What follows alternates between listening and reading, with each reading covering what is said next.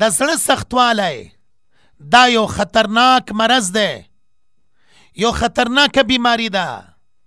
نو سوال دا راځي چې د زړه سختوالی په څه سره دی؟ کوم یو سبب دی د اسبابو نه چې زړه په هغې باندې سختیږي؟ پیغمبر خدا صلی الله علیه وسلم فرمایي لا تکثروا الکلام بغیر ذکر الله فإن كثرة الكلام بغیر ذکر الله قسوة للقلب وإن أبعد الناس من الله القلب القاسي. رسول الله صلی اللہ علیہ وسلم فرمائی لا تکثروا الکلام بغیر ذکر الله، د الله د ذکر نه علاوه نور ډیری خبرې اترې مه کوئ. فإن كثرة الكلام بغیر ذکر الله قسوة للقلب، ډیری خبرې د انسان زړه سختوي.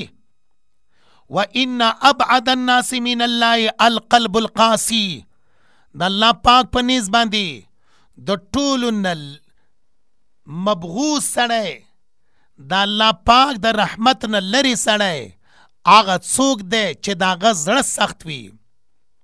حاصل دا دی بې ځایه، بې وجې، بې ضرورته د ګپ شپ په طریقې باندې، د مجلس ته ګرمولو په طریقې باندې زیاتې خبرې مه کوئ. زیاتو خبرو سره زړه سختیږي او سخت زړه والا د الله پاک د رحمت نه لرې کیږي. نو هغه نارینه، هغه زنانه چې بغیر د څه وجې نه زیاتې خبرې اترې کوي، مجلسونه په خپلو خبرو سره ګرموي، خلک خندوي، دا په حقیقت کې د الله پاک د رحمت نه خپل ځانونه لرې کوي. دا خبره رسول الله صلی الله علیه وسلم کړې ده.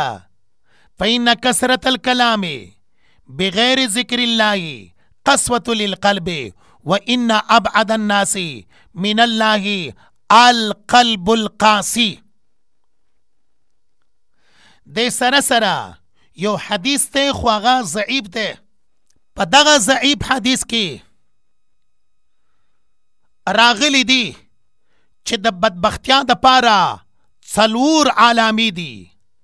اول جمود العین، د الله ذکر کیږي، د الله دین بیانیږي، د الله پاک کتاب بیانولی شي، د چا په سترګو کې نم را نشي، سترګې په اوښکو باندې لمدي نشي.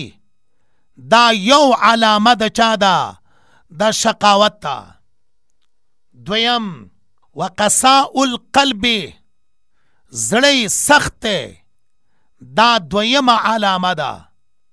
دریم وطول الامل، اوږده امیدونه دي. داسې منصوبې جوړوي ته به وایي چې د ده عمر 200 کاله دی، 500 کاله دی. دی په داسې منصوبو جوړولو باندې لګیا دی. دا دریمه علامه د بدبختیا شوله. څلورمه والحرص علی الدنیا، دنیا باندې حرص کوله. دا هغه شیان دي 4 چې د انسانانو د بدبختیا د شقاوت ذریعه او وسیله ګرځېږي. الله دې مونږه حفاظت د دغه 4 بدو خویونو نه وکړي.